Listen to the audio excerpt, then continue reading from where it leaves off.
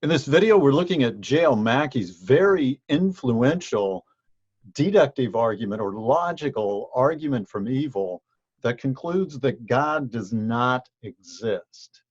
And he begins with this basic argument, this idea that evil is any kind of suffering that we experience, any kind of suffering at all. So it could include a headache or a upset stomach for that matter. Of course, it would include broad, horrible evil like the Holocaust as well. And Mackie argues initially, if God exists, there would be no evil, there is evil, and therefore God does not exist. At least that's the basic argument. Actually, Mackie doesn't lay it out this clearly initially, but he does claim that there's an argument like this that should work. So, when we look at his article, Evil and Omnipotence, the way he sets it up is by claiming that belief in God is absolutely irrational, that someone who believes in God has logically inconsistent beliefs. And so his initial argument, though, that he sets up, unlike the previous one that we just saw, which is kind of a basic argument from evil, Mackie's initial argument is not valid. And he recognizes this, so he says that it needs some work, and he proposes what he calls some quasi-logical rules. And he never does lay out the argument clearly in a valid form, but if you take his quasi-logical rules, as he calls them, and put them into an argument, you have something like this. A good thing eliminates evil as far as it can. So that's a significant premise for the argument. And second, there are no limits to what an omnipotent being can do. So this is one of his explicit quasi-logical rules. And you put those two ideas together and you have a good omnipotent being eliminates evil completely. Now, there might be some fault there, but we'll ignore concerns about omniscience for now. Then we can conclude that if a good omnipotent being exists, evil does not exist. And of course, the problem is that there is evil, especially if we define it very broadly, as we suggested. And so we can conclude that a good omnipotent being does not exist. And if God is both good and omnipotent, that would imply that God does not exist. So this is his argument against the existence of God. What Mackie does next is to suggest some solutions. These are solutions that, well, if somebody wanted to go this route, they would work. So they all involve, though, giving up one of the propositions that create the inconsistency and then replace it with something else. So they all involve giving up something, right? So Mackie says these are adequate. If you really want to bite the bullet and give up something, this is a response that you could make. So one way of responding would be to say that God is not actually omnipotent, to just deny that. And in fact, some Jewish theologians, especially after World War II, did make that move. However, of course, we would be moving away from the traditionally conceived God if we made this move. Another option would be to say that God is actually not wholly good. Now, this would go back to ancient times with Manichaeism at the least, the idea that, well, God is weak and this powerful being, but not necessarily good. Or if you go full-blown Manichaeism, you would have an opposing God who's not good at all. So you take away the full goodness of God, and then, you can have God existing. Or you could claim that evil does not exist. Now, actually, we'll talk about this at the end of the video, because some very prominent and significant philosophers have made that move. And then finally, the claim that there are limits to what an omnipotent being can do. Now, actually, nearly all Christian philosophers are going to allow some limits, as we will see, but Mackie calls this giving up on our concept of God because we're giving up on the concept of omnipotence. Now, he then proposes some inadequate solutions. So what Mackie says is what people tend to do is they actually give one of those adequate solutions, but then they take it back, in a later time, and end up proposing fallacious solutions where something that is necessary for the inconsistency is actually given up in some kind of subtle manner. So you don't really have the full-blown overt rejection of God's omnipotence or goodness or something like that, but you kind of sneak it in. So Mackie says the following solutions do that. They are inadequate because they actually don't give up something explicitly in the ways he suggested. So here's an inadequate solution that he proposes and examines, at least. The idea that good cannot exist without evil. So the theists, represented with the T here, would say evil is a necessary counterpart to good. Now, typically the theist is going to say evil's a necessary counterpart to finite good, but let's explore this if that finite were not qualified.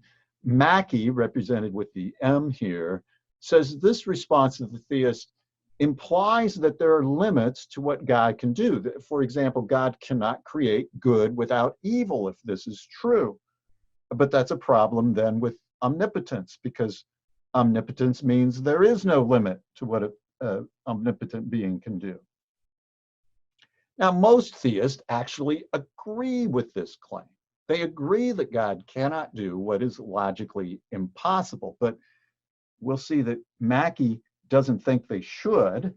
And Mackie, at one point, does accept the possibility that God can't do what is logically impossible. So he says, okay, I understand maybe God can't make a round square or something like that. But then he claims that a lot of theists have actually denied that God can't do what's logically impossible. Now, I know that there are many, what I would call lay people, who say that there's nothing impossible, full-blown, literally, absolutely nothing that God can't do. But philosophical theist, reflective Christian philosophers typically deny this because of those examples. And this goes back to characteristics of God. So if you want to see my video on who God is, you can look into that and see that that's a good reason to deny it from a theistic perspective. But very few theists actually end up denying that God is able. I mean, let me put it the other way. Very few theists claim that God is able to do what is logically impossible. It seemed like Descartes made this claim, but very few others have.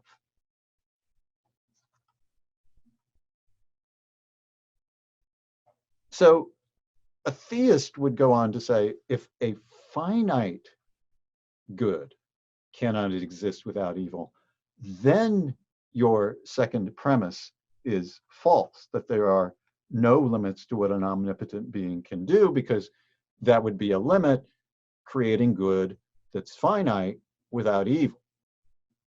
Now, Mackie allows for this possibility, right? He considers, well, maybe there are some brief, kind of limitations on what God can do, but he never revises his second premise. He never clarifies what he called his quasi-logical rules to allow for that. Now, so as a reminder here, it's the second premise that we were concerned about in that previous discussion, that there are no limits to what an omnipotent being can do. So here's a quick reminder, there you go. Here's the argument once again. Now, the problem for the theist, according to Mackie, is that if the theist is committed to the claim that good and evil are relative, right, that you have to have evil in order to have good, that you can't have one without the other, then they seem to be relative. Then they're not intrinsic features of anything. But that's going to be a problem for the theist, because then you couldn't say God is good, full stop, period. You would have to say that God has some evil. Now, that would mean that God is not good in an unqualified sense. And that would be a problem that the theist, for giving up on omnibenevolence, and in turn, that means giving up on the existence of God. So the theist then needs to maintain that there is evil and good in a non-relative sense, in some kind of absolute sense, in order to be able to say that God is good in an absolute sense. But there doesn't seem to be any impossibility of all things being good. So why can't there all finite things be good? So, for example, he gives an example that probably doesn't work, all things being small, and I think small is a relative term, so that fails. But so I'll provide this other example that he gives, everything being red. There's no logical impossibility with everything being red. We may not recognize red as a color, but there's no logical impossibility in everything being red. Why wouldn't good and suffering be like that? So it seems that goodness could exist without evil, and then Mackie concludes that that objection one fails. Now, he does consider one final hope to rescue this first objection, and that is, what if the theist changes the claim from a metaphysical claim about good and evil to an epistemological one? So going back to our red example, suppose everything is red, the exact same shade of red. We may not recognize red as a color because there's nothing to distinguish it from anything else. We may not have a term for red, since absolutely everything is red. But for us to be aware that it's red, all that it would take would be, say, one thing that is black that we could compare the red to, and then we could understand that it's red. So the theist might say, well, you need something like that. You need some evil in order to recognize good. So in order for us to know goodness at all, we have to have evil. Now, Mackie says, even if that's true, maybe it's true, then the theist would have to add only enough evil that allows us to recognize good. So only enough evil to exist for a sufficient amount of good. Again, it only takes a little bit of black, a tiny bit of black or blue or orange or some other color to help us recognize red. Likewise, it would only take a little bit of evil to help us recognize good. So this seems to fail because there is incredibly large amount of evil that exists. Now, I do want to note here that Mackie has actually changed the argument a little bit, because he's talking about now the amount of evil and claiming that there should only be a little amount of evil. But that's a different argument, right? Even allowing a little bit of evil with the existence of God undercuts his argument. Recall, he said it's absolutely irrational to think that both evil and God exist. So this is not a good approach for Mackie to take. Okay, Mackie proposes a second objection that he thinks is inadequate. And we'll go through this one much more quickly. The idea is that evil is necessary as a means to the good. So this would restrict premise two. So maybe something like, okay, if you really love hamburgers, and this is, he wrote well before we had really good plant-based burgers, if you want to call them that, Impossible Burgers and Beyond Meat and such, then you have to have some cows, and those cows have to be killed in order to have hamburgers. Now, Mackie just says, look, that's a restriction of God's power. He shouldn't be subject to causal laws. Why not just make hamburgers without having cows die, which is what we're doing today, right? Okay, once more, recall the argument here, because we're now going to look at premise 1 and consider this concern that a good thing eliminates evil as far as it can. How might a theist object to that? Well, an inadequate objection, according to Mackie, is to say something like this: the universe is better with some evil than with no evil. So you would just reject that first premise. You would say a good being may allow evil because that would even be better. So why would this make sense? So there are a couple ways that this might go. There's an aesthetic analogy, the idea that, look, with a musical piece, there's times of discord that may add to the beauty of the piece, or a picture where there's a cloud or two in the sky that adds to the beauty of the sunny landscape. Something like that is the idea. So there should be some evil to allow for everything to be beautiful with the good in contrast to that. We won't dwell on this response. There's another idea that this could go, a progressive claim. It's better to progress to perfection than to have it initially. So some theist might put it this way. Of course, Mackie rejects both of these suggestions. A third way that this might go, that the universe would be better if there's some evil, has to go back to a virtue theory or a virtue kind of response. And so the idea is that humans experience first order goods like pleasure and contentment, and we experience first order evils like suffering, so a headache or a hangnail, or of course, much worse, a broken leg or something like that. And this allows for second order goods like compassion and courage, right? You can't have compassion for someone if they're never feeling bad.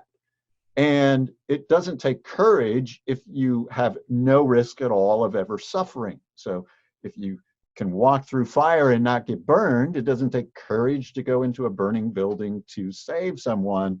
Why would you bother saving them anyway, right? This doesn't make sense. So you have to have some first order goods in order to have these virtues that are of good value. So to have the virtues, evil is necessary. Now, Mackie says the problem with this is that there are second order evils as well that kind of balance out those second order goods. So cruelty or viciousness, people who intentionally bring about pain and suffering. And so in contrast with the virtues, you have the vices, and this really doesn't help any. Now, the theist could respond, we're not going to explore it right now, but the theist could respond that, well, it could stop at a third level where there isn't any counterpart, and the third level would be free will. The free will to develop compassion and courage, to act courageously instead of cowardly. And that would be a good, where there is actually no third order counterpart. We'll consider free will again in just a moment. In fact, let's turn to that now. Let's go to the fourth inadequate objection that Mackie considers, and that is that evil is due to free will. The idea that free will allows us to cause suffering in the world. Now, this is the most significant response to the logical or deductive argument from evil, most significant response to Mackie, so it's really good of him to bring it up. And it certainly calls on some of the earlier responses, as we just suggested with the virtue theory and the third objection, and response to that objection that maybe having some evil is a good thing. So the idea is that the universe is better overall with beings who have free will, but evil is a necessary possible consequence of that. it's possible as a result of having beings with free will that evil exists. So the idea here is that evil that exists is the result of free choices made by creatures with significant freedom, freedom to choose to do good or not do good, freedom to do evil or not do evil, significant freedom in that sense. Now, Mackie says, well, wait a minute. If God were good, why doesn't he make free creatures who always do good? Why wouldn't he do that? Now, here, his article was called Evil and Omnipotence. So now we're on to this concern. In one sense, it's kind of a rabbit chase, but in another sense, it's really important for Mackie. So Mackie says omnipotence, when you talk about free will in that way, becomes incoherent. Can God create something that he can't control? That seems to be the idea, Mackie is claiming. So what? God creates these humans that he then can't control? That's paradoxical. And Mackie talks through types of omnipotence. So one type of omnipotent would be the unlimited power to act. That seems to be the type that most people ascribe to God. That's the kind that we've been talking about.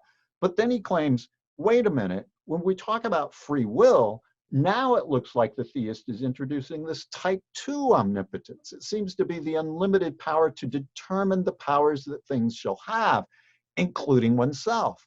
The idea is if you have this type 2 omnipotence, you can give away part of your power, so to speak, to some other being. And he says, this is inconsistent. It's incoherent. It doesn't make any sense, because then if you had this kind of omnipotence, you could make a being who had power over you, but then that's not omnipotence, because now you're subject to this other being, and that's the way it seems to be with free will in humans. So God would have to have this type 2 of omnipotence, but that's incoherent, and so the free will defense fails. And so that's where Mackie concludes. Now, I do want to go on, though, and consider some responses at this point. So here are some criticisms of Mackie, and I'm going to go through these fairly quickly. But one criticism would be to say, now, wait a minute, going back to our argument, that premise 1 that we considered, that a good thing eliminates evil as far as it can, that doesn't seem to be true. Parents don't always do that, for example. Sometimes a good person allows evil. Parents allow their infants learning to walk to stumble. Parents allow their infants to get stabbed with a needle when they're getting an immunization. And so sometimes good beings allow evil to exist. Another criticism of Mackie would be, are there other limits to omnipotence? So we considered this. So when we in class consider definitions of omnipotence, and I'll just lay this one out from the authors of the text called Reason and Religious Belief, that is Peterson, Hasker, Reichenbach, and Basinger. They gave a definition of omnipotence that went something like this. And this is a fairly standard way that theists define omnipotence. At a given time, God can perform any action, the performance of which is logically consistent with the past up to that time, and consistent with God's nature. So those 3 things are limitations that Mackie would call them limitations, but they're kind of built into the concept of what omnipotence means for the theist. So the theist would say, if you want to call them limitations, go ahead. But not being able to do any of these things, change the past, lie, or do something logically inconsistent, those aren't real limitations on God. Okay, a third criticism of Mackie would be related, but other concerns about omnipotence. So, for example, is there a good that God cannot accomplish without allowing for the possibility of evil? And the answer to that question from the theist perspective is yes. Actual free will requires, now note here, we're talking about the possibility that evil exists. And it's not as if God is turning over this power to humans.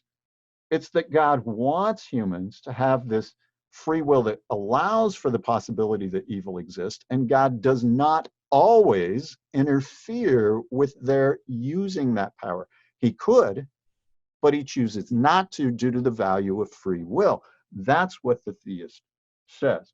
And clearly, if the answer is yes, the existence of evil is going to be consistent with the existence of God. And that's the free will defense. And that is the most common response to this logical or deductive argument from evil. And in fact, that has been accepted roughly as conclusive to the argument. Many, many philosophers, even those who are not theists, think that this free will defense works. Now, there is another criticism of Mackie that one might make, and we haven't discussed the fifth premise at all, this idea that there is evil. And so this last criticism questions that. Now, how could we do that? We said evil is any kind of suffering, like as little as a headache that is minor. And the response is that good is like light, and evil's like darkness, or good is like heat, and evil is like cold. Darkness and cold are not really substances or entities that exist. They are merely lacks of something else that does exist. So light exists, and darkness is merely a lack of light. Heat exists, and cold is merely a lack of heat. And so there's only so far you can go. It's the heat that is actual. It's the light that is actual. It's the good that is actual. And yes, we can talk about darkness. We can talk about how cold it is outside, and we can talk about evil, but it's really a lack of good. So evil has the same ontological status as darkness or coldness. And then any finite thing has to have some coldness to it, so to speak, to continue the analogy. So any finite thing is not going to be perfectly good, otherwise it would be God. And so it's going to have some lack of goodness, which is what we end up calling evil. Thus, in order to create anything other than himself, God must allow for some evil to exist. Now, this is not a common response in contemporary philosophy, but it does go back to Augustine, Aquinas, Anselm, prominent thinkers, and this is taken seriously in some circles. I kind of like it personally. I think it's a reasonable way of thinking about evil. Now, finally, one last potential Mackie reply to this would be, why think that goodness is like that? Not everything is like light and darkness and cold and heat. Why think goodness is like that? And a couple answers here. One, it does have that long history that I mentioned in philosophical theology. This is not something just made up ad hoc to respond to the argument from evil. This is a way of thinking about what is good and what is evil. What are they? So this is deeply rooted in philosophical thinking, just about the nature of good and evil. And we need to keep in mind again that the whole issue is logical consistency. That's what we're concerned about. And so if there is this possibility that God exists, wholly good, and some lack of good exists, then the existence of evil is consistent with the existence of God, and Mackie's main thesis fails.